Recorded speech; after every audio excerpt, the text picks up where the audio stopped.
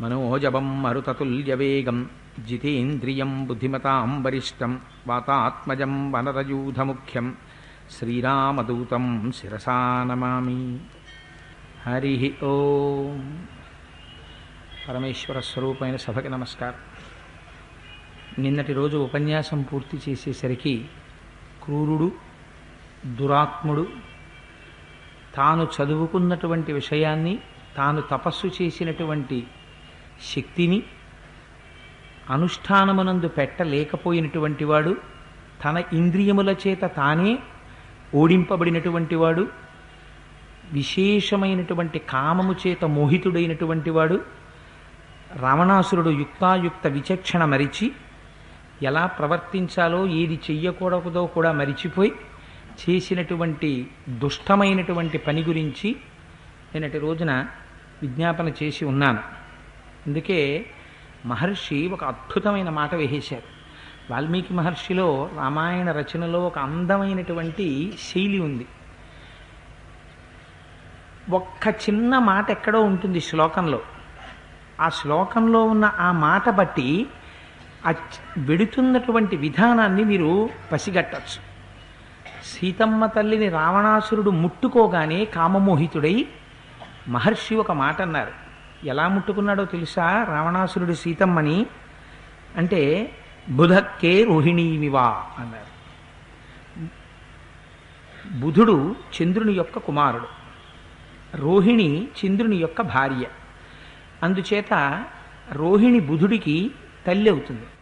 తల్లి అయినటువంటి రోహిణిని అపారమైనటువంటి కామంతో కుమారుడైనటువంటి బుధుడు వెళ్ళి పట్టుకుంటే ఎంత అసహ్యంగా ఉంటుందో, దాని ఫలితం ఎంత దారుణంగా ఉంటుందో అంత దారుణమైనటువంటి రీతిలో పట్టుకున్నాడు అని చెప్పారు.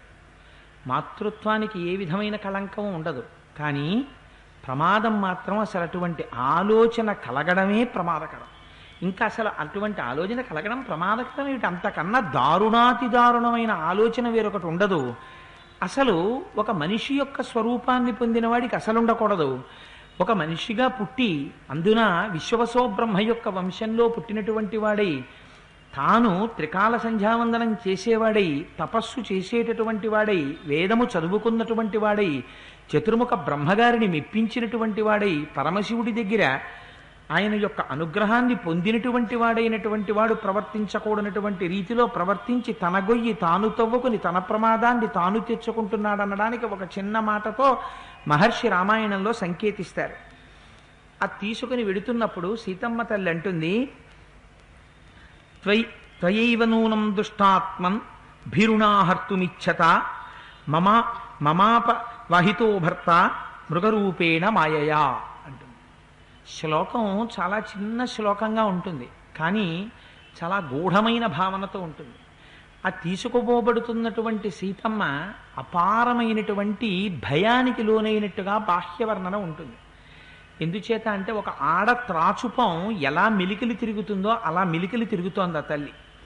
తన ఒంటి మీద ఉన్నటువంటి ఆభరణములన్నీ తెగి కింద పడిపోతున్నాయి.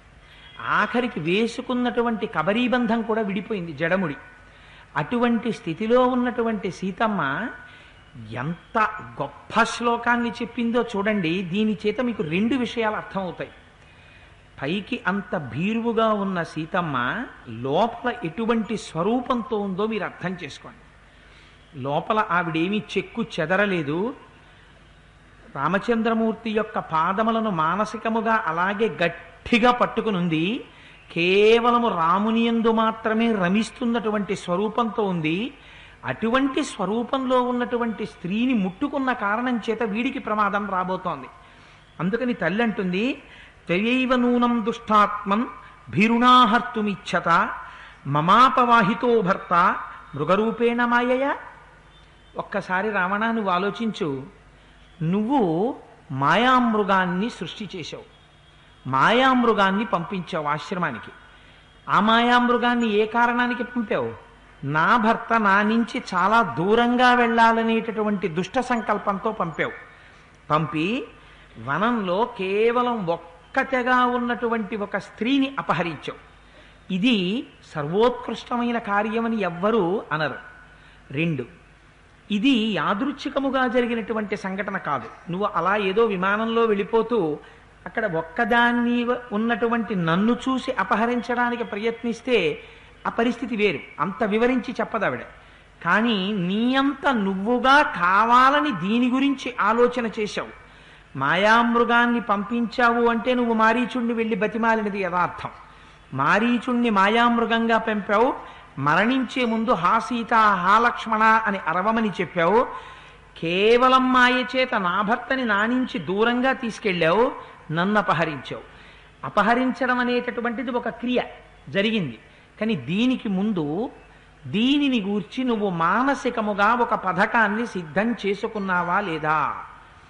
ప్రమాదం అంతా ఎక్కడొస్తుందంటే మనస్సు సంకల్ప వికల్ప సంఘాతం.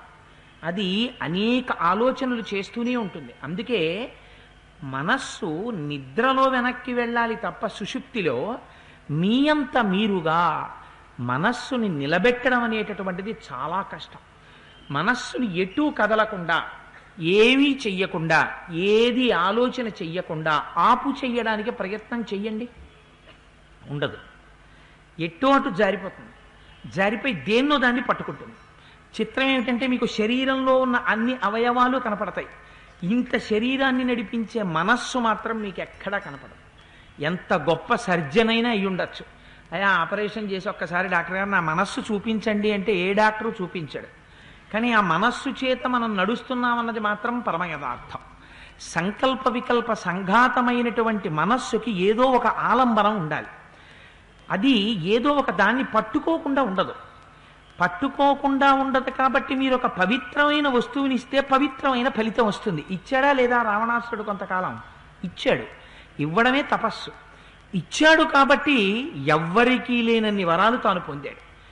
అదే మనస్సు ఇవాళ రావణాసురుడి నుంచి విడివడి రావణుణ్ణి తన చెప్పు చేతల్లో పెట్టుకుంది.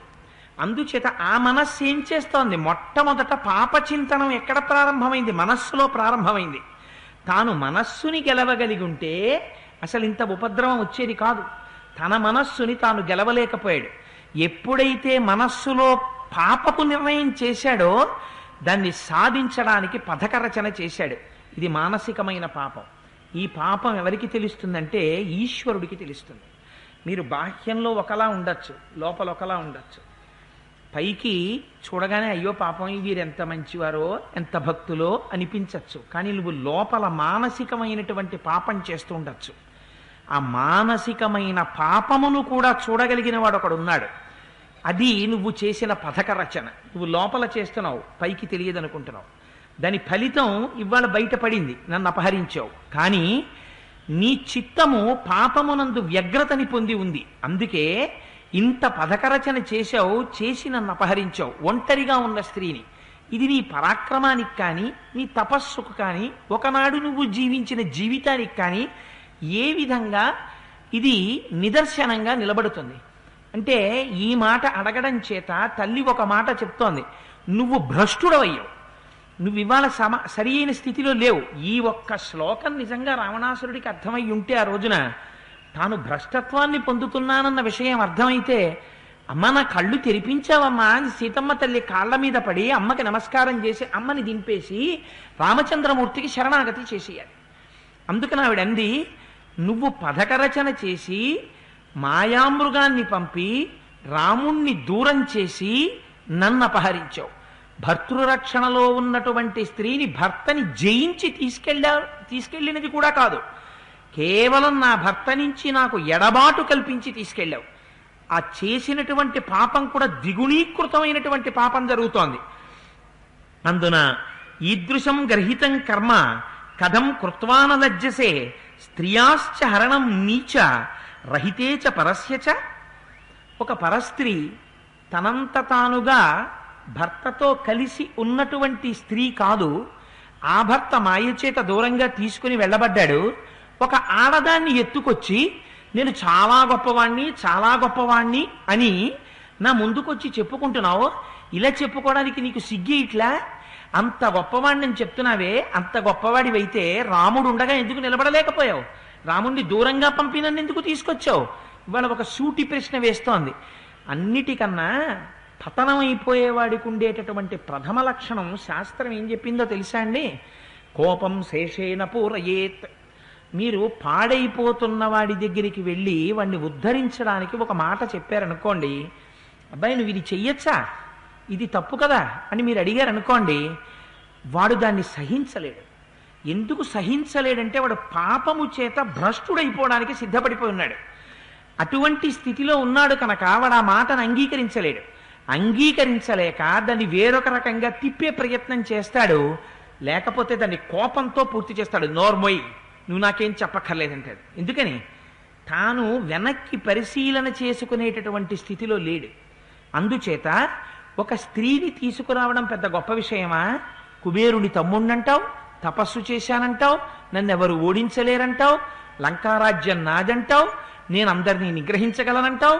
అటువంటి వాడివి రాముణ్ణి దూరం చేసి నన్ను తీసుకురావలసిన అవసరమే ఉంది. ఇలాంటి ప్రవర్తనతో నువ్వు ఉండడానికి నీకు సిగ్గు కలగడం లేదా అని అడిగింది తల్లి. నిజంగా ఇవాళ రావణాసురుడి మనసు తనంత తాను మారడానికి కావలసినటువంటి ఉద్బోధన యథార్థమునకు ఆవిడ ఆ సమయంలోనే చేసింది. ఆకాశం మీద వెడుతున్నప్పుడు కథయిష్యంతి లోకేషు పురుషాః కర్మ కుచ్చితం నృశంసంస అధిర్మిష్టం తవ శౌండీర్యమానిసః. ఇది రేపొద్దున్న లోకంలో ఉన్నటువంటి వాళ్ళు వింటే ఏమంటారు? పనికి మాలినవాడు, దుష్టుడు, దుర్మార్గుడు సీతమ్మని తెచ్చాడు అంటారు. ఇది పెద్దలైనటువంటి వాళ్ళు, వీరులైనటువంటి వాళ్ళు, పరాక్రమవంతులైనటువంటి వాళ్ళు అంగీకరించేటటువంటి చేష్టితము కాదు అంది. ఇది యథార్థంగా రామాయణంలో ఈ మాట సీతమ్మ తల్లి ఒక్క రావణాసురుడికే చెప్పుంటే, నేను ఏదో ఒక పుస్తకం పట్టుకుని నేను చెప్పడం, మీ అందరూ ఇక్కడికి వచ్చి కూర్చుని వినవలసినటువంటి అవసరం ఏం లేదు దాని గురించి. కానీ ఇవాళ సీతమ్మ తల్లి తీసుకువెళ్ళేటప్పుడే ఈ మాట చెప్పడం, మానసికమైనటువంటి ప్రవృత్తితో మొదలుపెట్టి మాట్లాడడం వెనకాతల ఒక రహస్యం ఉంది. ఏమి రహస్యం అంటే, లోకంలో కొందరికి అధికారం ఉంటుంది, కొందరికి ఒంట్లో ఓపిక ఉంటుంది, కొందరు పుట్టుకతో ఐశ్వర్యవంతుడిగా పుడతాడు, ఒక్కొక్కడు చాలా అందంగా పుడతాడు, ఒక్కొక్కడు విశేషమైనటువంటి విద్యా సంపన్నుడై ఉంటాడు. ఇవి ఏవైనా ఈశ్వర విభూతులే. ఎందుకనంటే భగవద్గీతలో స్వామి ఒక మాట అంటారు, ఎక్కడ ఏ వస్తువు యందు విశేష ప్రకాశం ఉన్నా అది నా విభూతిగా అందులో ఉంది. అయినప్పుడు ఇవన్నీ ఈశ్వర విభూతులు. మీకు ఈశ్వరుడిచ్చినటువంటి విభూతిని మీరు కానీ దుర్వినియోగం చేశారనుకోండి, అప్పటికి సమాజం మిమ్మల్ని ఏమీ అనలేకపోవచ్చు. కానీ ఒక్కటి జ్ఞాపకం పెట్టుకోండి, శరీరములో ఉన్న బలము కానీ, శరీరమునకు ఉన్న అందము కానీ, వెనక ఉన్న ఐశ్వర్యము కానీ, తనకి ఉన్న విద్య కానీ, అన్నిటినీ మించి తాను పొందిన ఐశ్వర్యము కానీ, ఏవైనా కూడా ఈశ్వరానుగ్రహము లేని నాడు పతనమైపోతాయి. పతనమైపోతే ఒకనాడు ఎంత బలవంతుడు శరీరం జర్జరీభూతమై మంచాన పడిపోతాడు. ఒకప్పుడు పెద్ద విద్వాంసుడు, ఆయనే ఒక 80 ఏళ్ళలో 90 ఏళ్ళలో వచ్చిన తర్వాత రామాయణం చెప్దామని కూర్చుంటే బాలకాండలో శ్లోకం చెప్దామంటే అరణ్యకాండలో శ్లోకం జ్ఞాపకానికి వస్తుంది. ఎందుకు వస్తుంది?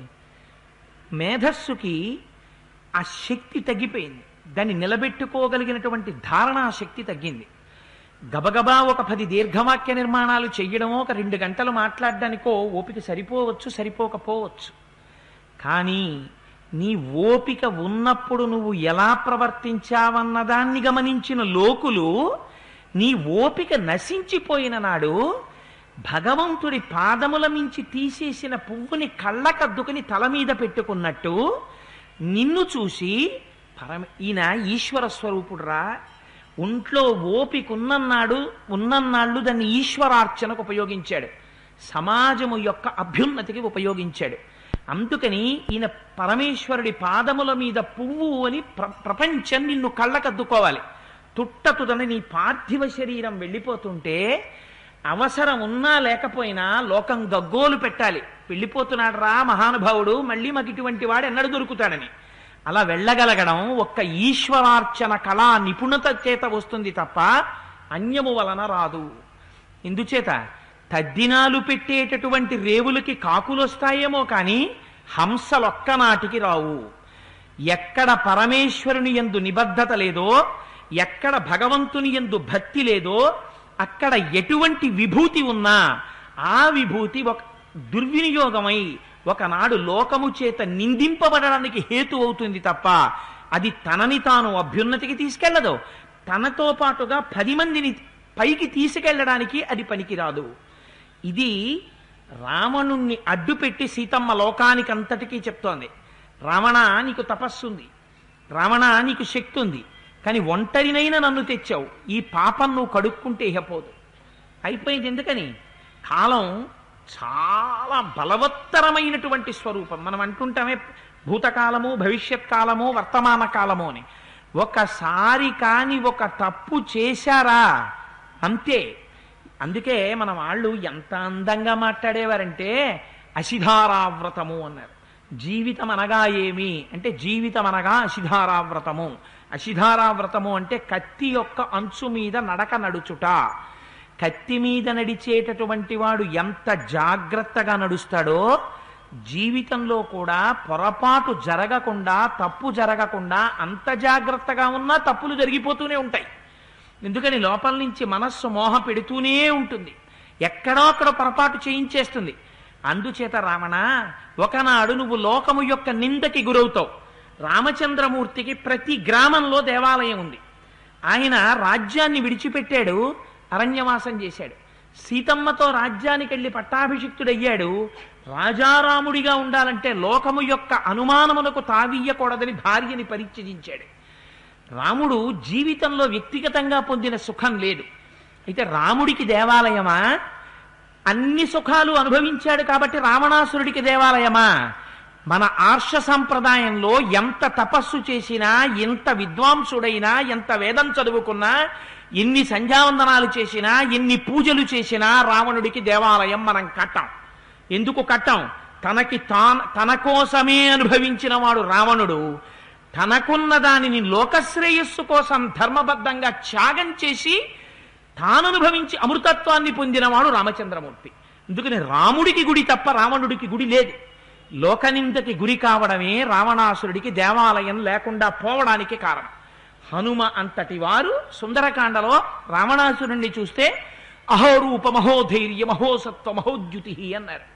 అంత తేజస్సు ఎవరిని ఉద్ధరించడానికి పనికొచ్చింది. తనని తాను ఉద్ధరించుకోలేదు, తన వారిని ఉద్ధరించలేదు. తన భార్య ఎంత తల కొట్టుకుని ఏడ్చింది. మంత్రులు మరణించారు, తోడ పుట్టినటువంటి తమ్ముళ్ళు మరణించారు, కడుపున పుట్టినటువంటి కొడుకులు మరణించారు, ఇంతమంది మరణించారు. ఒక్క స్త్రీ యందు కామమును తప్పించుకోలేకపోయాడు. ఎంత దారుణాతి దారుణమైన విషయం!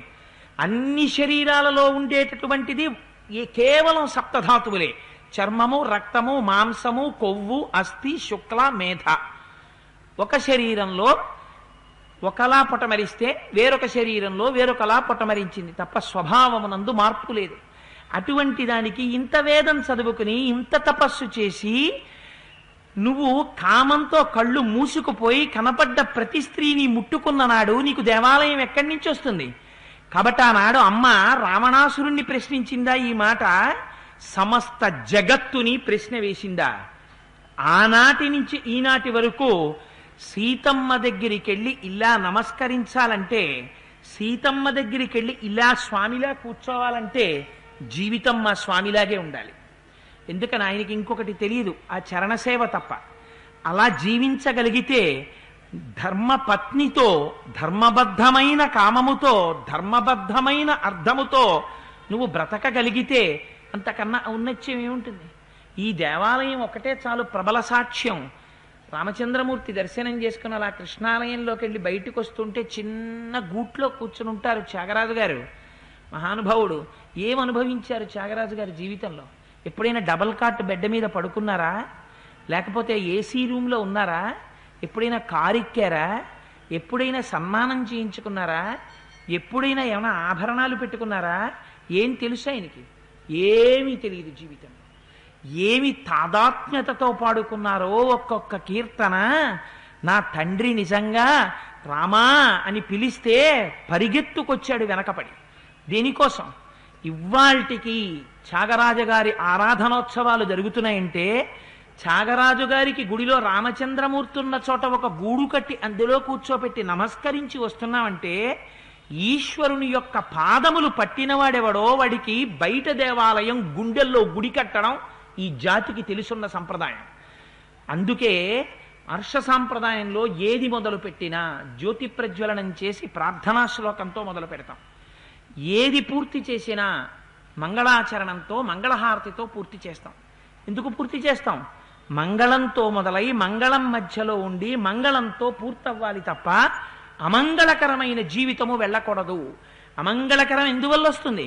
లోపల ఆలోచన చేత. ఆలోచన ఎక్కడి నుంచి వస్తుంది? మనస్సులోంచి. ఆ మనస్సుని ఎలా నియంత్రిస్తావు?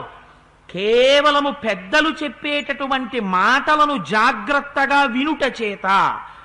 సమ్మెట దెబ్బ తినకపోతే ఈశ్వర విగ్రహం కూడా రాదు. జ్ఞాపకం పెట్టుకోండి. ఒక గొప్ప వెంకటేశ్వర స్వామి వారి మూర్తి రావాలంటే కొన్ని వందల సంవత్సరములు నీళ్లల్లో నానిపోయినటువంటి విగ్రహాన్ని ఒక పెద్ద శిలని తీసి బయటపెట్టి కొన్ని వందల మంది శిల్పులు ఆ శిల మీద కూర్చుని పెద్ద పెద్ద ఉలులు చేత్తో పట్టుకుని సుత్తి పెట్టి కొడుతుంటే అక్కరలేని ముక్కలు విరిగిపోతుంటే అందులోంచి మూర్తి బయటకు వస్తాడు. చిట్ట చివర అందమైన నేత్రములు చెక్కుతూ ఉంటారు. నేత్రములు చెక్కేటప్పుడు కూడా సన్నటి ఉలిపెట్టి సుత్తి పెట్టి కొడతారు. అంత ఆగమం ప్రకారం ఖచ్చితంగా వచ్చిందన్న తర్వాత ఏ రాతి మీద కూర్చుని శిల్పి ఉలిపెట్టి కొట్టి చెక్కాడో ఆ శిల్పి ఆ విగ్రహాన్ని ప్రతిష్ఠ చేస్తే అది విగ్రహం అనడు. తాను దాని మీద చెక్కి కూర్చోడు. తాను కూడా ఇలా నమస్కారం చేసి తనకున్న ఈ నైపుణ్యం దానివల్ల నిలబడాలని అడుగుతాడు. ఎందుకు నిలబడుతుంది? శిలని చూడడం మనకి చేత కాదు. దేన్ని చూస్తాం? శిలాంతర్గతమైనటువంటి భగవానుణ్ణి దర్శనం చేస్తాం. చేత నీకు కూడా ప్రవర్తన రావాలి అంటే ఏది వినాలి?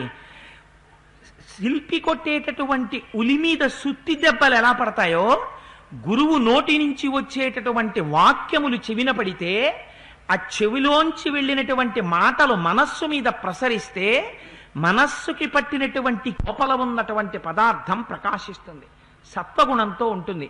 అందుకే మన వాళ్ళు శృణ్వంతపహ, వినడం కూడా తపస్సురా అన్నారు. అది మాటలు కాదురా, విన్నది తపస్సు. అందుకే సమయాన్ని మీరు ఎలా పొద్దుపుచ్చారనేటటువంటిది కూడా శాస్త్రంలో లెక్కలోకి తీసుకుంటారు. ఇన్ని ఊపిరిలు ఇస్తాడు పరమాత్మ. అన్ని ఊపిరిలలో ఎన్ని ఊపిరిలు మీరు దేనికి ఖర్చు పెడుతున్నారో లోపల కూర్చుని ఆయన రాసుకుంటారు. ఇన్ని ఊపిరులు భగవత్కథా శ్రవణమునకు వినియోగపడ్డాయి, అది కూడా రాసుకుంటారు. దాన్ని కూడా పుణ్యం కింద చేసుకుంటారు. ఇన్ని ఊపిరులు టీవీ చూడ్డానికి ఉపయోగపడ్డాయి, దాన్ని రాసుకుంటారు. అది ఎందుకు పనికొస్తుంది? బంధించడానికి పనికొస్తుంది అంతే, ఇంకెందుకు పనికిరాదు. అందుచేత ఒక మనిషి అన్నవాడు ఎలా జీవించాలో నేర్పారు. సీతమ్మ తల్లి రావణాసురుణ్ణి అడ్డుపెట్టి లోకానికంతటికి నేర్పిందమ్మ. అందుకని ఈ మాట చెప్పి ఆవిడంది, లోకమంతా నిందిస్తుందయా నిన్ను, పైగా ఇక్కడేదో సుఖపడిపోతున్నాను అనుకుంటున్నావు పిచ్చాడా, నీకొక్క విషయం చెప్పనా, నువ్వు నన్ను స్పృశించలేవు. నేను మహాపతివ్రతని. నన్ను స్పృశించడం, నన్ను అనుభవించడం నువ్వు ఒక్క నాటికి చేయగలిగినటువంటి పని కాదు. కానీ నన్ను స్పృశించి తేవడం వల్ల నీకు మాత్రం కొన్ని ఫలితాలు వస్తాయి. ఏం ఫలితాలు వస్తాయో తెలుసా? నదీం వై తరణీం ఘోరాం రుధిరౌగ నివాహినీం అసిపత్ర వనంచైవ భీమం పశ్యసి రావణ. నీ శరీరం పడిపోయిన తరువాత నరకలోకానికి ఎడతావు. ఇక్కడెంతకాలం ఉంటావురా? కొంతకాలానికి పడిపోతుంది ఈ శరీరం. ఎప్పుడు పడిపోతుందో కూడా తెలియదు. దిక్కుమాల శరీరం టుపుక్కున పడిపోతుంది. పడిపోయిన తర్వాత ఏం వదిలేయరు, సూక్ష్మజీవుణ్ణి తీసుకెడతారు. తీసుకెళ్ళినప్పుడు చేసిన పాపాలు లెక్క అప్పుడు చెప్తారు. చెప్పి ఛార్జ్ షీట్ ఇచ్చినట్టు ఒక్కొక్క ఛార్జీ బిల్డప్ చేసి, ఇదిగోరా అసిపత్రవనం చీము నెత్తురుతో ప్రవహిస్తోందిరా, నీలాంటి పాపులకి ఇందులో దూకి కొట్టుకుపో అంటారు. ఆనాడు ఆ చీము నెత్తుట్లో కొట్టుకుంటుంటే ఉంటుంది ప్రాణం. ఎంత బాధపడతాడో. అందుకని రావణ, నన్ను అనుభవించడం అనేటటువంటిది పరమ అసత్యం, కానీ చేసినటువంటి దుష్కృత్యానికి నువ్వు అనుభవించడం సత్యం. ఒక్క రావణుడిగా చెప్తున్నది, సమస్త లోకమునకు చెప్తోందా? మనస్సు చేతనే సుఖమైన దుఃఖమైన అనుభవిస్తారు మీరు. ఆ మనస్సు అనుభవించేటటువంటి సుఖం క్షణిక మాత్రం అనుభవించినటువంటి సుఖాన్ని మరొక్క 5 నిమిషాల్లో వెగటంటుంది మనస్సు. ఏముంది అందులో, ఏం అక్కర్లేదంటుంది. కానీ అలా మనస్సు అన్నదాని కోసమై నువ్వు వెంపర్లాడితే తప్పుడు సుఖాల కోసం కఠినమైనటువంటి శిక్షల్ని మాత్రం ఎదుర్కోవలసి ఉంటుంది. చాలా జాగ్రత్త సుమా. అసిపత్రవనానికి వెళ్ళిపోతావు. తప్త కాంచన పుష్పాంచ వైడూర్య ప్రవరచ్చదాం ద్రక్షశేషాల్మలిం తీక్ష్ణ మాయసై కంటకైశ్చితాం. భయంకరమైనటువంటి తప్తకాంచన పుష్పాంచ, శాల్మలీ వృక్షం అని నరకలోకంలో ఉంటుందిట. అది మెరిసిపోతూ ఉంటుందిట. దానికి ఒంటి నిండా పెద్ద పెద్ద శూలాలు ఉంటాయి. రమణ మహర్షి ఆశ్రమం ఉన్నటువంటి అరుణాచలం కొండల మీద అక్కడ ఉంటాయి పెద్ద పెద్ద ముళ్ళు, ఇంతంత ముళ్ళున్నటువంటి చెట్లు ఉంటాయి. అలాగా ఇంతంత ముళ్ళు చెక్కుంటాయిటో. ఆ ముళ్ళు చెక్కినటువంటి స్తంభాలని వెళ్ళి గట్టిగా కౌగిలించుకోమని వెనక నుంచి పరిగెలు పెట్టి కొడుతుంటే ఆ స్తంభాలని కౌగిలించుకోవాలి. ఇప్పుడు నన్ను పట్టుకున్నానని నువ్వు అనుకుంటున్నావు, దీనికి ఫలితం ఏమిటో తెలుసా? అది కూడా పట్టుకుంటావు. అప్పుడు తెలుస్తుంది. ఈ మనస్సుతో ఈ సుఖం అనుకున్నావు, ఆ మనస్సుతో ఆనాడా దుఃఖం అనుభవిస్తావు. అక్కర్లేదనుకున్నావా? నీవారైన వారు ఉన్నారు స్త్రీలు, మండోదరి ఉంది, కొన్ని వేల మంది స్త్రీలు ఉన్నారు. ధర్మము ఎంత సూక్ష్మంగా ఉంటుందో చూడండి. నీది కాని స్త్రీ యందు నీ బుద్ధిని పెట్టకు. పాదముల వంక చూసి అమ్మా అనడం నేర్చుకో, అమ్మా చెల్లెమ్మా అనడం నేర్చుకో, మా అక్కయ్య అండం నేర్చుకో. నీ భార్య యందు అనురక్తించుకో. నీ భార్య యందున్న అనురక్తి ధర్మబద్ధం అయిపోతుంది. ఏ దోషం నిన్ను కట్టదు, నిన్ను కుడపదు. అందుకనే మన వాళ్ళు ఎంత అందంగా మాట్లాడారండి. అందుకే ఆ వయస్సు వచ్చేటప్పటికి తల్లిదండ్రులే జాగ్రత్త పడి కన్యాదానం చేసేసి కామమును కూడా ధర్మబద్ధం చేశారు. బహుశా ఇంత గొప్ప దృష్టి కలిగి ప్రతిదాన్ని ధర్మబద్ధం చేయడం కోసమని ఇంత ప్రయత్నం చేసి లోకం సుఖంగా ఉండడానికి ఇంత దర్శనం చేసినటువంటి ఋషులు పుట్టినటువంటి ఈ జీవగడ్డ మీద పుట్టడానికి మనం ఎన్ని కోట్ల జన్మల తపస్సు చేశామో, ఎన్ని కోట్ల జన్మల ఫలితం వల్ల ఇక్కడ పుట్టగలిగామో, ఎంత అదృష్టవంతులమో మనం ఆలోచించండి. అందుచేత అమ్మ అంటుంది, అటువంటివన్నీ వస్తాయిరా. ఇన్ని చెప్పినా రాముడు వచ్చేదాకా ఒక్కసారి ఆగరా, నీ బ్రతుకేమిటో బయటపడుతుందన్నా ఆగకుండా నన్ను తీసుకుపోతున్నావంటే రావణ, నాకు అనిపిస్తోంది బద్ధస్త్వం కాలపాసేన దుర్నివారేణ రావణ త్వగతో లప్స్యసే శర్మ భక్తుర్మమ మహాత్మన. అయ్యయ్యో, నిన్ను కాలము పాశముల వేసి కట్టేసి లాక్కుపోతోందిరా. ఇంక నీకు సుఖం ఎక్కడి నుంచి వస్తుంది? ఇంక నీకు సుఖం లేదు. మహాత్ముడైనటువంటి రాముడితో ఎప్పుడైతే శత్రుత్వం పెట్టుకున్నావో, ఎప్పుడైతే నన్ను బలాత్కారంగా అపహరించావో, ఆనాడే నీ సుఖం అంతరించిపోయిందిరా. నువ్వు మరణించడం తథ్యం రావణ. నిజంగా తల్లి ఆ రోజున మాట్లాడినటువంటి మాటలు ఔదార్యంతో ఒక గురువు ఎలా మాట్లాడతారో అలా మాట్లాడింది. వాడి తలకెక్కలేదు. ఎక్కక తథా భృషార్తాం బహుచైవ భాషిణీం విలాపపూర్వం కరుణంచ భామినీం జహార పాప కరుణం వివేష్టతీం నృపాత్మజా మగత గాత్రవేపథుం.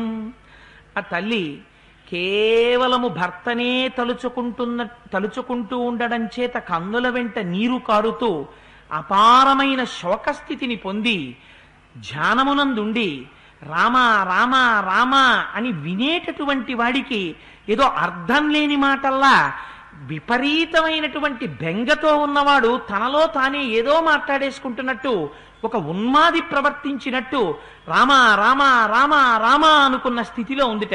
అంటే తల్లి తనను తాను మరిచిపోయి రామ పాద సమాశ్రయణము చేసి ఉన్న స్థితిలో తీసుకుని వెడుతున్నాడు. దీని చేత మరింత కట్టి కుడిపేస్తుంది పాపం. అటువంటి స్థితిలో తీసుకుని వెడుతూ ఆ తల్లి ఇక వినడనుకుంది. సముద్రం నుంచి వెళ్ళిపోతున్నాడు, దాటాడు, లంకాపట్టణాన్ని చేరాడు, తన అంతఃపురం దగ్గర దిగాడు. రావణ ప్రవృత్తి అంటే ఎలా ఉంటుందో, ఆ ప్రవృత్తి లోపల ఉంటే నోటి వెంట ఎటువంటి మాటలు వస్తాయో మీరు చూడండి. ఆనాటి నుంచి ఈనాటి వరకు దుష్ట ప్రవర్తన ఉన్న వాళ్ళందరి నోటి వెంట ఇవే మాటలు వస్తాయి. ఎటువంటి మాట అంటాడంటే, తీసుకెళ్ళి ఆ సీతమ్మని తత్ర తామసితాపాంగాం శోకమోహ పరాయణాం నిదధే రావణ సీతాం మయో మాయామివ స్త్రియం.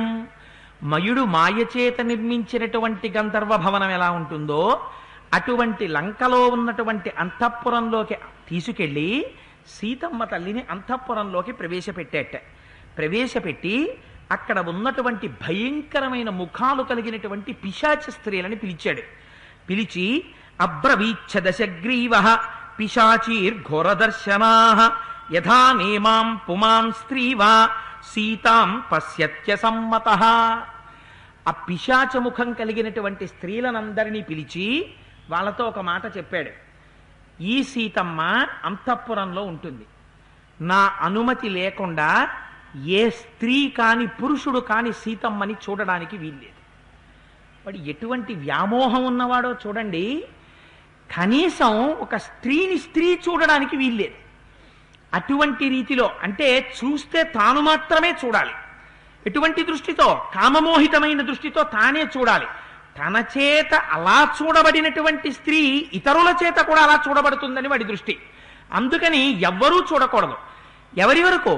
స్త్రీలు కూడా చూడకూడదు. అంటే లోపల ఎంత పాప ప్రవృత్తి కలిగినటువంటి స్థితిలో ఉన్నాడో చూడండి అని అంటాడు. ముక్తామణి సువర్ణాని వస్త్రాణ్యాభరణాని చ యద్యదిచ్చేత్తతా దేవాస్య దేయం మచ్చందతో యథా. నేను ఎవరినైనా పిలిచి మణులు తెండి, మాణిక్యాలు తెండి, ఉత్తమ వస్త్రాలు తెండి అంటే వేరొకరి యొక్క అనుమతి లేకుండా తెచ్చి నాకెలా ఇస్తారో అలా ఈ సీతమ్మ మణులు కాని, మాణిక్యములు కాని, వస్త్రములు కాని, ఆభరణములు కాని, ఏవైనా భోగములను కాని అడిగితే వెంటనే ఎవరి అనుమతి అవసరం లేకుండా తెచ్చి సీతమ్మకి కావలసినవి సీతమ్మకి ఇవ్వండి అన్నాడు. అని వారి వంక చూసి యాచ వక్షతి వైదేహీం వచనం కించిద ప్రియం అజ్ఞానాద్యదివాజ్ఞాన నత్తస్యా జీవితం ప్రియం. ఎవ్వరైనా సరే సీతమ్మ దగ్గరికి వచ్చి అలవాటైపోయి నేను పేరు చివర అమ్మ అమ్మ అని సీతమ్మ సీతమ్మ అంటాను, కానీ వాడు అంటాడా? ఆ మాట అంటే పుణ్యమే బండు వాడికి. అందుకని అంతకన్నా ఘోరంగా మాట్లాడడం మనకి సంస్కారం అనుమతించదు కనుక నేను అలాగే మాట్లాడవలసినటువంటి అవసరం ఉండి అలా మాట్లాడుతున్నాను తప్ప వాడు అమ్మ అని కలిపాడని మీరు అనుకోకండి. అందుచేత ఈ సీతమ్మతో ఎవ్వరూ కూడా మాట్లాడడానికి వీల్లేదు. ఒకవేళ ఎవరైనా మాట్లాడుతున్నప్పుడు తెలిసి కాని, తెలియక కాని, జ్ఞానము చేత కాని, అజ్ఞానము చేత కాని సీతమ్మ యొక్క మనసు నొచ్చుకుందా ఇంకా వారి జీవితము అక్కడతో సరి. జ్ఞాపకం పెట్టుకోండి. అలా అయితే ఉత్తర క్షణం ఉరి తీయవలసిన వాడెవరు? మీరు తీర్పు చెప్పండి. ఎవరిని తీసేయాలి? ఉరి వాణ్ణే తీసేయాలి. ఎందుకని? ఎవరి వల్ల ఆవిడ మనస్సు ఖేదపడింది? ఎవరి వల్ల ఏడుస్తోంది? వాడి వల్లే. మరి వాడా ఉత్తరం ఇవ్వడం ఏమిటి? అంటే తాను చేస్తున్నది మంచి. వీడి దృష్టి ఏమిటంటే పిచ్చిది, అర్థం చేసుకోలేకపోతోంది. నాలాంటి వాణ్ణి వస్తే ఎంత సంతోషంగా నన్ను పొందాలి, పొందడం లేదు, తెలుసుకుంటుంది ఒకనాడు. మరి ఇంకేమిటి ఆవిడ పట్ల చెయ్యకూడని అపచారం? అంటే ఏమీ లేదు. ఆవిడ దగ్గరికి వచ్చి ఇంకొకడు మాట్లాడకూడదంటే, ఈ కండిషన్ ఉన్న తర్వాత ఎవడు మాట్లాడతాడు? ఏం మాట్లాడితేనో ఏం మాట్లాడినా ఆవిడ మనసు నొచ్చుకుంది అని కంప్లైంట్ ఎవడో ఇస్తే తలగా ఎగిరిపోతుంది. అందుకని ఎవడొస్తాడు? పైగా ముందే ఓ మాట చెప్పాడు, స్త్రీలు కానీ పురుషులు కానీ ఆవిడని చూడకూడదని. ఇంకా మాట్లాడే సాహసం చేసేవాడెవడు? అంటే తనకున్నటువంటి దుర్వృత్తిని బయట పెట్టాడు. తాను ఎంత నీచుడో తాను తప్పు చేస్తూ ఎదుటి వాళ్ళని సక్రమంగా ఉండమని చెప్తాడు. తండ్రి తాను కూడా రాత్రి 9 గంటలకి కాసేపు కూర్చుని రామాయణం చదువుకుంటూ కొడుకుని, రే మార్చిలో పరీక్షలు దగ్గరికి వస్తున్నాయి చదువుకో అన్నాడు అనుకోండి. ఆ కొడుక్కి చదువుకోవడానికి అభ్యంతరం ఉండదు. ఆ తండ్రిని ఎప్పుడూ ధిక్కరించడు. తండ్రి తెల్లవారుజామున 5 గంటలకి లేచి సంధ్యావందనం చేస్తే కొడుకుని సంధ్యావందనం చెయ్యి అని చెప్పక్కర్లేదు. తన భార్యని భర్త ఎన్నడూ 10 మంది ముందు అసహ్యకరంగా, చాలా చులకనగా మాట్లాడకుండా గౌరవంగా మాట్లాడడం, చక్కటి సలహా చెప్పడం, తన భార్యని తనతో అనువర్తించేటట్టుగా మాట్లాడడం, తన ఆశయమేమిటో తన ధ్యేయమేమిటో పిల్లలకి అర్థమయ్యేటట్టు తండ్రి ప్రవర్తించాడు అనుకోండి. ప్రవర్తిస్తే ఇంకా ఆ పిల్లలు వేరుగా ప్రవర్తిస్తారా? అసలు వాళ్ళకి నోరు విప్పి చెప్పాలా? నోరు విప్పి చెప్పక్కర్లేదు. ఎప్పుడు చెప్పాలి? నువ్వు సీరియల్ చూస్తే పిల్లాన్ని చదువుకోమని చెప్పాలి. ఎందుకని? నీకు సీరియల్ కావాలి, వాడికి ఉండకూడదు. అందుకని వాడి గురి నువ్వు పుస్తకం చదువుకో అనే సీరియల్ చూస్తా. నువ్వు కూడా ఒక గంట వినోదం చాలు. నువ్వు కూడా టైంలో రామాయణంలో సర్గ చదువుకు పడుకోవచ్చు. నువ్వు కూడా భాగవతంలోంచి ఏదో ఒక ఘట్టం కాసేపు చదువుకుని, 2 పోతన గారి పద్యాలు చదువుకుని పడుకోవచ్చు. ఒక అన్నమాచార్యుల వారి కీర్తన చదువుకుని పడుకోవచ్చు. నీకెప్పుడు ఈ అలవాటు ఉండదు. కానీ నీ పిల్లలు మాత్రం వృద్ధిలోకి రావాలి.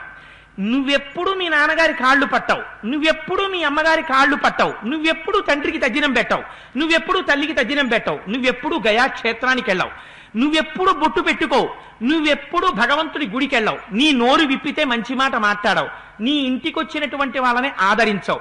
నీ పిల్లలు మాత్రం నీ కాళ్ళు పట్టేయాలి, నిన్నెంతో చూసేయాలి, నీ మాట వినేయాలి, నీ మాట జవదాటకూడదు. ఏమైనంటే జనరేషన్ గ్యాప్ అండి. జనరేషన్ గ్యాప్ నీలో వచ్చిన గ్యాప్. జనరేషన్ గ్యాప్ కాదు, నీలో గ్యాప్. నువ్వు అలవాటు పడ్డావు భోగాలకి. నువ్వంటే మహాప్రభు, నేను ఈ సభలో ఉన్న ఎవరిని అంటలేదు, నన్ను నేను అనుకుంటున్నాను. నువ్వు అలవాటు పడ్డావు భోగానికి, నీ పిల్లల్ని నిందిస్తున్నావు. నీకు లేనిది నీ పిల్లలకి ఎక్కడి నుంచి వస్తుంది? సంస్కారం. నువ్వు సంస్కారయుతంగా ఉండడం నేర్చుకో. నీ పిల్లలకి వేరొకరు చెప్పక్కర్లేదు. మా నాన్నగారికి రామాయణం అంటే ప్రాణం అండి, మా నాన్నగారి ధ్యేయాలు ఇలా ఉంటాయి, ఆయనకి జీర్ణం అవ్వదు, అమ్మో నేను ఈ తప్పు చేయడమే, నా తండ్రి గారు అంగీకరించడమే, అసలు ఆయన ముఖమే వెంటనే గుర్తొచ్చి. తండ్రి పట్ల ఉండవలసింది భయం కాదు, తండ్రి పట్ల ఉండవలసిన భయం చిన్నతనంలో, ఉండవలసినది భక్తి. ఏది ఉండాలంటే, మా నాన్నగారు ఈ మాట అంగీకరిస్తారా? ఒక్కనాటికి మా తండ్రి గారు అంగీకరించారు. వదలవలసింది పెద్దవాళ్ళల్లో వదలాలి మౌఢ్యం. వదిలితే వాళ్ళు సక్రమంగా ఉంటే పిల్లలు సక్రమంగా ఉంటారు. తనకే లేని దాన్ని తన కింద వాళ్ళకి చెప్తే ఇంకా రాజ్యం ఎలా ఉంటుంది, కుటుంబం ఎలా ఉంటుంది? ఉదాహరణ రావణాసురుడు. ఎవరు ఈవిడ మనస్సు ఖేద పెడితే వాళ్ళని ఉరి తీసేయండి అన్నాడు. ఆ ఆర్డర్ ఇంప్లిమెంట్ చేయాల్సి వస్తే ముందు తాడు తీసుకొచ్చి వాడిని అట్టుకెళ్ళిపోవాలి. కానీ వాడు ఎగ్జెంప్టెడ్. అయితే మరి మిగిలిన వాళ్ళకి ఎందుకు ఇవ్వరా ఎగ్జెంప్షను? తనకో రూలు, ఇంట్లో వాళ్ళకో రూలు. అందుకే ధర్మశాస్త్రం ఎంతవరకు నిషేధం విధించిందంటే, కుటుంబంతో కలిసి కూర్చుని భోజనం చేసేటప్పుడు తన భార్య తన బిడ్డలతో కలిసి భోజనం చేయమని చెప్పింది యజమానిని. తప్ప తానొక్కడు భోజనం చేయడానికి వీల్లేదు. కలిసి భోజనం చెయ్యాలి. భోజనం చేసేటప్పుడు మౌనంగా ఉండాలి. బిడ్డలని ఎప్పుడైనా తప్పు లేకుండా బిడ్డల మీద ఖేదంతో ప్రవర్తిస్తే, కోపంతో ఒక మాట అంటే, ఆ బిడ్డల దగ్గరికి వెళ్ళి నాన్న సారీరా నాన్న, ఏమనుకోకరా నాన్న అని వాళ్ళ చేతులు పిసికేసి వాళ్ళని పట్టేసుకుని వాళ్ళకి నాన్న ఏమనుకోకే, సారీ అన్నాను కదమ్మా, ఎక్స్క్యూజ్ అన్నాను కదమ్మా అని పిల్లల దగ్గరికి వెళ్ళి పెచ్చ మాటలు మాట్లాడమని శాస్త్రం చెప్పలేదు. ఎప్పుడైనా పొరపాటున తెలియక కారణం లేకుండా వారి యందు దోషం లేకుండా నీ పిల్లల్ని నువ్వు నిందిస్తే, నీ పిల్లల దగ్గరికి వెళ్ళి నువ్వు క్షమార్పణ చెప్పకూడదు. వాడు మూతి బిగించి ముక్కు బిగించి అటు తిరిగి ఇటు తిరిగి సర్లేని నాన్నగారు అని వాడు అనకూడదు. నిన్ను వాడు క్షమించడం ఏమిటి? ఆయుక్షేణం. నువ్వు ఈశ్వర నీ పూజామందిరంలోకి వెళ్ళి క్షమార్పణ చెప్పాలి. స్వామి, ఇవాళ దోషం లేకుండా నా కుమారుణ్ణి నింద చేశాను, పొరపాటు జరిగింది, అందుచేత వేరొకసారి యుక్తాయుక్త విచక్షణతో ఆలోచించకుండా నా కుమారుణ్ణి కానీ నాకన్నా చిన్నవాళ్ళని కానీ నింద చెయ్యకుండా నా యందు బుద్ధిని ప్రచోదనం చెయ్యి అని అడగమని చెప్పింది ధర్మశాస్త్రం. కుటుంబంలో యజమాని ఎంత జాగ్రత్తగా ఉండాలో, యజమానిని బట్టి కుటుంబం ఎలా ఉంటుందో, రాజుని బట్టి రాజ్యం ఎలా ఉంటుందో మన వాళ్ళు నిర్ణయించి చెప్పారు. రావణాసురుడి యొక్క ప్రవర్తన గురించి వాల్మీకి మహర్షి అందం ఏమిటంటే, నాలా పెద్ద గొంతేసుకుని కఠినంగా ఆయన ఏం చెప్పరు, చాలా అందంగా చెప్తారు. ఇంత ఏడుస్తున్నావిడిని తీసుకొచ్చి అంతఃపురంలో పెట్టి ఈవిడ్ని ఏడిపించిన వాడిని ఉరేసేయమన్నాడు అంటే ఎటువంటి దుర్వృత్తి వాడిది అనడానికి ఆ శ్లోకం సాక్ష్యం.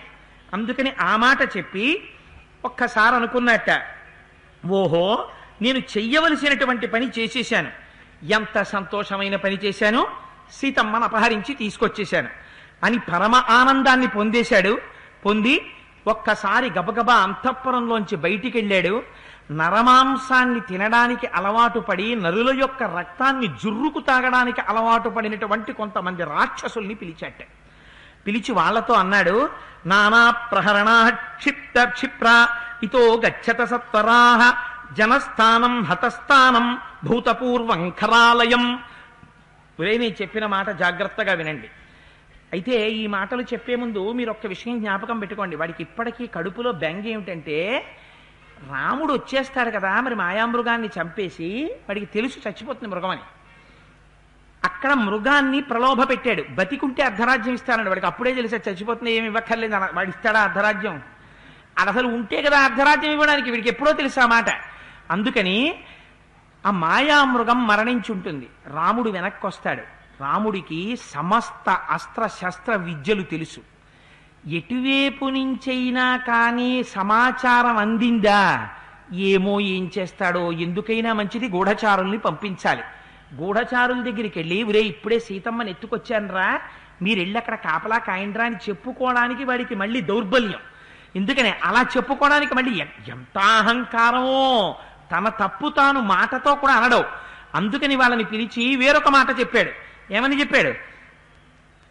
నానా ప్రహరణా క్షిప్ర ఇతో గచ్చత సత్వరాహ జనస్థానం హతస్థానం భూతపూర్వ ఖరాలయం.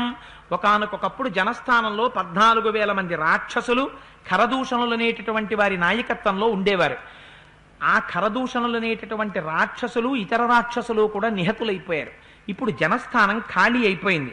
బలం హి సుమహత్మధ్యే బలం హి సుమహద్యన్మే జనస్థానే నివేశితం సదూషణకరం యుద్ధే హతం రామేణ సాయకైః తత్ర క్రోధో మామామర్ష ధైర్యస్యో పరివర్తతే వైరంచ సుమహజ్ఞాతం రామం ప్రతిసుదారుణం నిర్యాతయితుమిచ్ఛామి తచ్చ వైరమహం రిపోః నహి లప్స్యామ్యహం నిద్రా అహత్ మహత్వా సంయుగే రుపుం జనస్థానే వసద్భిస్తు భవద్భిరామమాశ్రిత ప్రవృత్తిరుపనేతవ్య కింకరోతీతి తత్వతః.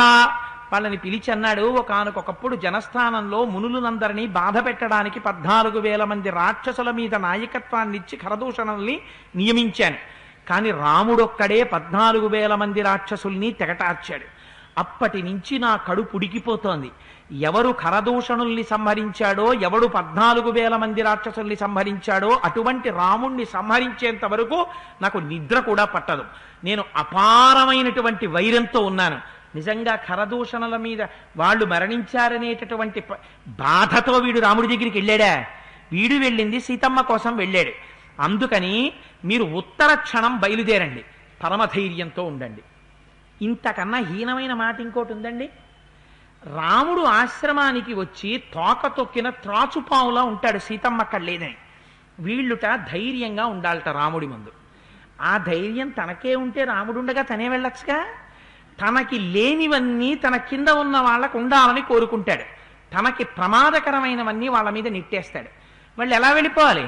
రాముడు అలా ఉన్నాడని వాళ్ళకి తెలియకూడదు. తెలియకుండా వాళ్ళు వెళ్ళిపోవాలి. వాళ్ళకి చెప్పేశారనుకోండి, సీతమ్మని తెచ్చేశాను రా, ఇప్పుడు రాముడు చాలా ఆగ్రహోదగ్రుడై ఉంటాడన్నాడు అనుకోండి, వీళ్ళు అక్కడ దాకా వెళ్లకుండా సముద్రం దాటి అక్కడే ఎక్కడో ఏ చెట్ల కిందో కూర్చుంటారేమో అని వీడికి అనుమానం. వీడికి ఏం కావాలి? ఇప్పుడు అట్నుంచి వచ్చి రాముడు తన మీదకి ఏమైనా వస్తాడేమో అని వీడికి బెంగ. అందుకని వీళ్ళు వెళ్ళాలి, గూఢచర్యం చెయ్యాలి. మీరు ఏం చెయ్యాలి? అక్కడికి వెళ్ళి కింకరోతీతి తత్వతః, మీరు నా కింకరులుగా ప్రవర్తించాలి. అక్కడ ఏది జరిగితే దాన్ని వెంటనే వచ్చి నాకు చెప్పాలి. అందుకని మీరు ధైర్యంగా బయలుదేరి వెళ్ళండి. రాముని యొక్క ప్రవర్తనని అంతటినీ కనిపెట్టండి. ఎక్కడెక్కడ ఏం జరుగుతోందో వెంటనే నాకు వచ్చి నివేదించండి అన్నాడు. అని ఈ మాట చెప్పేశాడు. చెప్పేసిన తర్వాత సీతమ్మని తేగానే వాడొక్క 10 నిమిషాలు బయటికి వెళ్ళి రాక్షసుల్ని పిలిచి మాట్లాడడానికి కడుపులో బెంగ కారణం.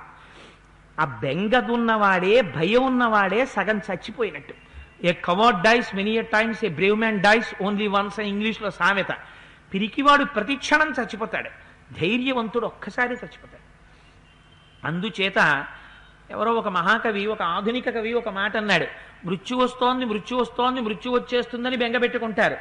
ఆ మృత్యు వచ్చాక నేను ఉండను, నేను ఉన్నాననుకున్నప్పుడు ఆ మృత్యువు రాదు, ఇంక నేను ఎందుకు దాని గురించి బెంగెట్టుకోవడం, అందుకని నేను బెంగపెట్టుకోనన్నాడు. గీతాశాస్త్రకారుడు ఎంత అందంగా చెప్పాడో నిజంగా. వాసాంసి జీర్ణాని యథా విహాయ అని అంత అందంగానో ఆయన చెప్పాడు.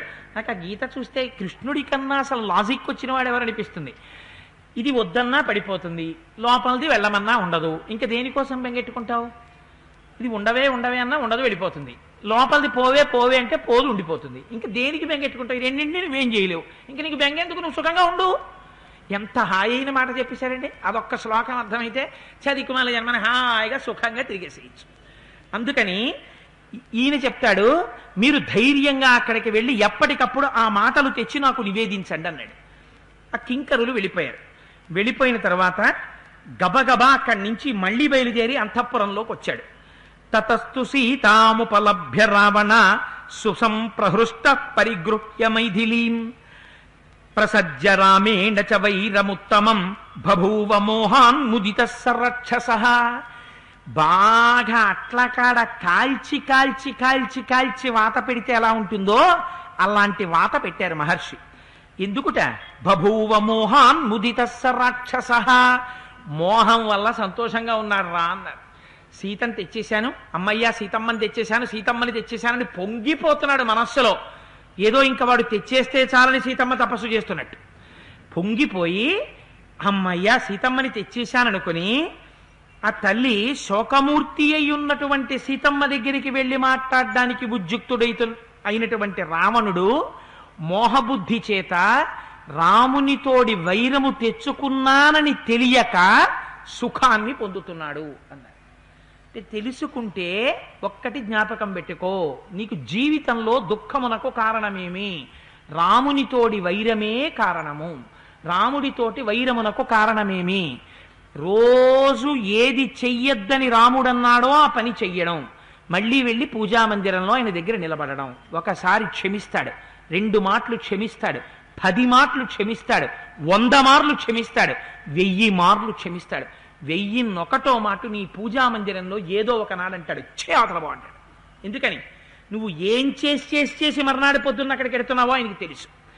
అందుకని ఆయన మనస్సు ఖేదపడేటట్టుగా వైరం తెచ్చుకోకు. రోజు పూజామందిరంలోకి వెళ్ళేటప్పుడు పరమధైర్యంతో లోపలికి వెళ్ళగలగాలి. స్వామి నా వల్ల జరిగినటువంటి పొరపాటు తప్ప, నా తప్పు జరిగిన నాడు కూడా ఒకరికి చెప్పుకోక్కర్లా, ఈశ్వరుడి ముందు చెప్పుకోవడం అలవాటు చేసుకో. ఇది మనకి నేర్పినవాడు ఒకడు ఉన్నాడు, మహానుభావుడు ధూర్జటి. కాళహస్తీశ్వర శతకంలో శంకరుడి దగ్గరికి వెళ్ళి చెప్పుకున్నాడు. కాయలు కాచిపోయినదిలే కాయము వధావు నఖాగ్రములచే, వేశ్యలు గిల్లేస్తే నా ఒళ్ళంతా పుళ్ళు పడిపోయింది స్వామి, అయినా కామం తీరలేదయా ఈ శరీరానికి. శంకర ఏమి చిత్రమయ్యా అని చెప్పుకున్నాడు. నిజాయితీ. కాళహస్తీశ్వర శతకం చదివితే నాకు ఎంత ఆనందం అంటే, కేవలం శతకంలో పరమేశ్వరుణ్ణి పొగడ్డం కాదు, తన జీవితాన్ని విప్పి భగవంతుడి దగ్గర పెట్టడం ఎలాగో నేర్పాడు ధూర్జటి. అబద్ధాలు చెప్పలేదు, అన్యాయం చెప్పలేదు. తను ఏ తప్పులు చేస్తున్నాడో తప్పులు వెళ్ళి చెప్పుకున్నాడు శంకరుడి ముందు. స్వామి నేను ఈ దోషం చేస్తున్నాను, నేను వేశ్యావృత్తిలో తిరుగుతున్నాను, శంకర నా వల్ల నాకు కావట్లేదు, నేను వేశ్యల బారి నుండి తప్పుకోలేకపోతున్నాను.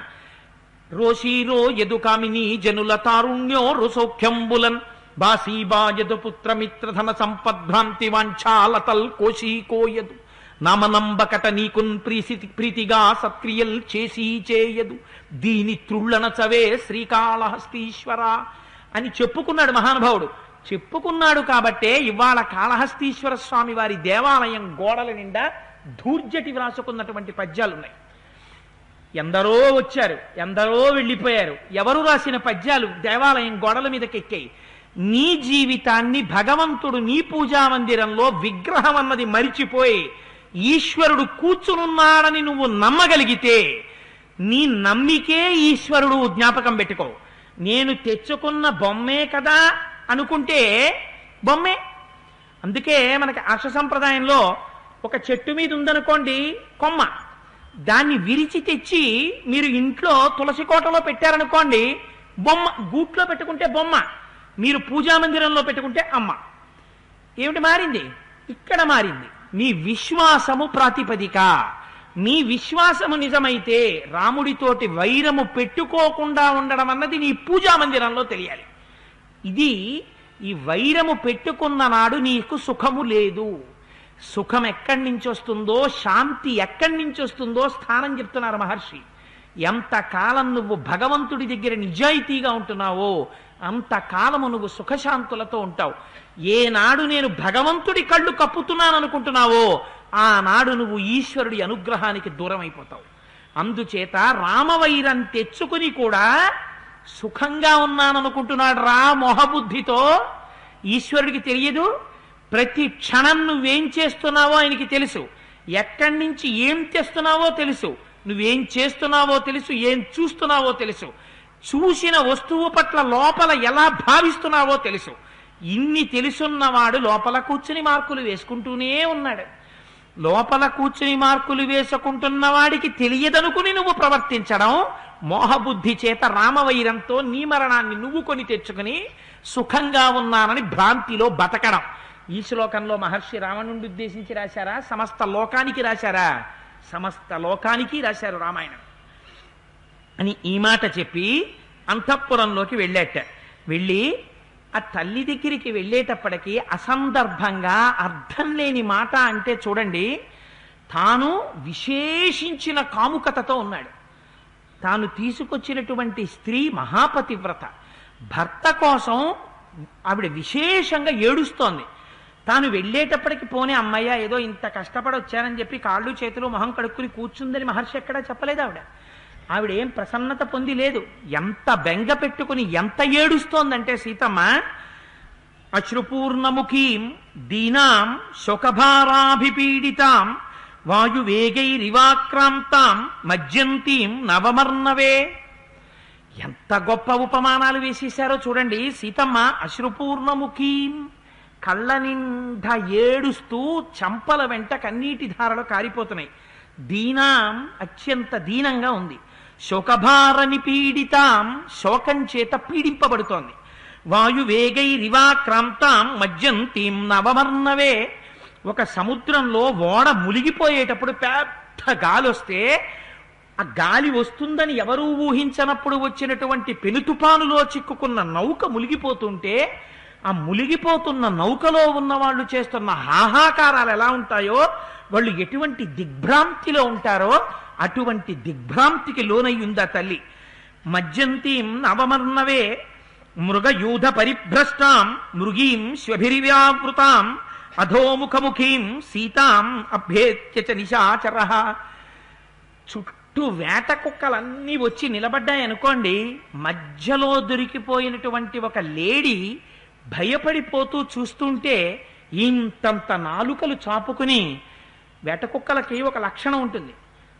ఆ వేట కుక్క ఎంత గమ్మత్తుగా ఉంటుందంటే, ఒక మృగాన్ని వేటాడాలి అని అనుకుని ఉంటే, మీరు ఎప్పుడైనా చూశారో లేదో వేట కుక్క లక్షణం, దానికి ఒక గమ్మత్తైన చర్య ఉంటుంది. తనకన్నా చాలా గొప్ప మృగాన్ని వేటాడడానికి ఎడుతోంది అనుకోండి, అది ఏం చేస్తుందంటే ముందు మూత్ర విసర్జన చేస్తుంది. చేసి తన తోకని తడుపుతుంది. అందులో తడిపి వెంటనే తెచ్చి బయట ఉన్న నేల మీద తిప్పుతుంది. ఒకసారి తిప్పితే ఆ తడికి తోకంతా ఇసుకంటుకుంటుంది. ఇసుకంటుకున్న తర్వాత వేట కుక్క పరిగెత్తినప్పుడు మీరు చూడాలి, ఇక్కడి నుంచి లేస్తే తర్వాతంగా గేటు దగ్గర వేస్తుంది. అలా పరిగెడుతుంది. పరిగెత్తి ఆ మృగం దగ్గరికి వెళ్ళి ముందు తన తోక పెట్టి కళ్ళల్లో కొడుతుంది. కొడితే ఆ కళ్ళల్లో పడిపోయినటువంటి ఇసుక చేత, అది సింహమే కానివ్వండి, కళ్ళల్లో ఇసుక పడగానే ఒక్కసారి ఇలా కళ్ళు మూసుకుంటుంది. మూసుకోగానే ఇంతంత కోరలతో ఎక్కడ దొరికితే అక్కడ పట్టుకుంటుంది. అంతే, ఎంత లోతు పట్టిందో అంత కండ పట్టుకుని వెళ్ళిపోతుంది. ఒక కుక్క అలా వెళ్ళగానే మిగిలిన కుక్కలన్నీ చుట్టూ చేరుతాయి. అన్నిటికన్నా భయం ఎప్పుడో తెలుసా అండి?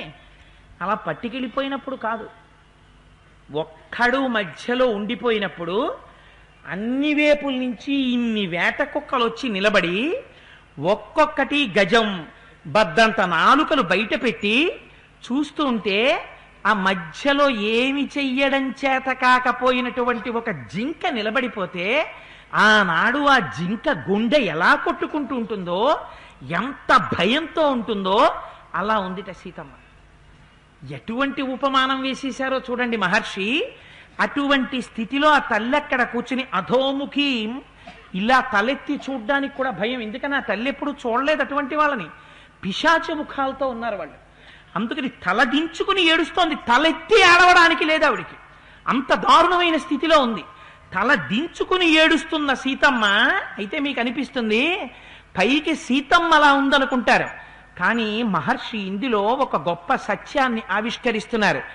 నీ ఇంటి ఇల్లాలితో మొదలుపెట్టి ఏ స్త్రీ ఏనాడు ఏ ఇంటిలో నిన్ను తలుచుకుని అలా ఏడ్చినా నీ పతనం ప్రారంభమైపోయినట్టు లెక్క. ఉత్తర క్షణం ప్రారంభమైపోయినట్టు. ఏ రోజు కూడా నిన్ను తలుచుకుని ఒక ఉత్తమ స్త్రీ ఏమిటి, ఏ స్త్రీ తలుచుకుని ఎక్కడా అలా తల వంచుకుని ఏడ్వకూడదు. ఎంత జాగ్రత్తగా నువ్వు ప్రవర్తించాలో, అందున స్త్రీల దగ్గర ప్రవర్తించేటప్పుడు ఎంత కట్టుబాటుతో ఉండాలో నేర్పుతున్నారు మహర్షి. కోరి కోరి కోరి కోరి తెచ్చావు సీతమ్మని, నీ ఇంట కూర్చుని ఏడుస్తోంది. అందుకే మన వాళ్ళు మాట అంటారు, అమ్మా నట్టింట్లో కూర్చుని ఎడవకండమ్మా అంటారు. ఎందుకనంటే స్త్రీ ఏడ్చిన కంటి బాష్పం కానీ నేల మీద పడిందా, ఆ తరువాతి కాలంలో ఆ పాప ఫలితాన్ని అక్కడ చూపిస్తుంది. అది తెలిసో తెలియదో అక్కడ బాంబు పడింది ఏమవుతుంది? స్త్రీ కంటి వెంట బాధతో పడినటువంటి బాష్ప బిందువు కూడా అంతే. స్త్రీ కంటి నీటి చుక్క వస్తే నీకు ప్రమాదం వచ్చేసినట్టే. అందుకే అందరికన్నా ప్రత్యక్ష దేవతగా ఆరాధించమని చెప్పింది మనకి స్త్రీని. యథార్థమునకు ఆవిడ అటువంటి పూజార్హురాలి. ఎందుచేత ఇవాల్టి రోజున మనందరం బతికున్నామంటే, లోకమున్నది అంటే స్త్రీ అన్న ఒక్క స్వరూపాన్ని పక్కన పెట్టేయండి, ఉత్తర క్షణం ఈ లోకం లేదు, లయమైపోయినట్టే. ఎందుకని? తండ్రి నేను ఇలా అన్నాను అనుకోకండి, కాముకతతో ఒకనాడు స్త్రీతో కలవచ్చు. కడుపులో పెట్టుకు పెంచిందమ్మ. స్త్రీకి అందం పట్ల మమకారం ఉండొచ్చు. తన శరీరం వికారం పొందుతుంటే భరిస్తుంది. లోపలున్న కొడుకు కోసం. వాడేం తెలుసు, ఆవిడికేం పరిచయం ఉన్నాడా, గ్లాడ్ టు మీట్ యు అని షేక్ హ్యాండ్ ఇచ్చాడా? వాడి కోసం భరిస్తుంది. తాను మరణిస్తుందో ఉంటుందో తెలియదు ప్రసవ వేదనలో, పునర్జన్మ స్త్రీకి. అటువంటి ప్రసవ వేదన తాను అనుభవించి బిడ్డడికి జన్మనిస్తుంది. తన భర్తకైనా అన్నం వండి పెడుతుంది, కానీ తన బిడ్డడు పుడితే ఉత్తర క్షణం తన రక్తాన్ని పాలగా మార్చేస్తుంది. కృతజ్ఞత చెప్పవలసిన కొడుకు కాలెత్తి గుండెల మీద తంటే ఆ అరికాలు పట్టుకుని ముద్దు పెట్టుకుంటుంది. ఒక పిల్లి ఏమీ చేతకాంది పిల్లల్ని తన నోటితో పట్టుకుని 7 ఇళ్ళు తీసుకెళ్లి దాచి పెంచి పెద్ద చేస్తుంది. పనికి మాలిన పంది పాలిచ్చి పిల్లల్ని పెంచుకుంటుంది. పిరికితనానికి మారుపేరైన కోడి గ్రద్దొస్తే రెక్కల కింద పెట్టి పిల్లల్ని పెంచింది.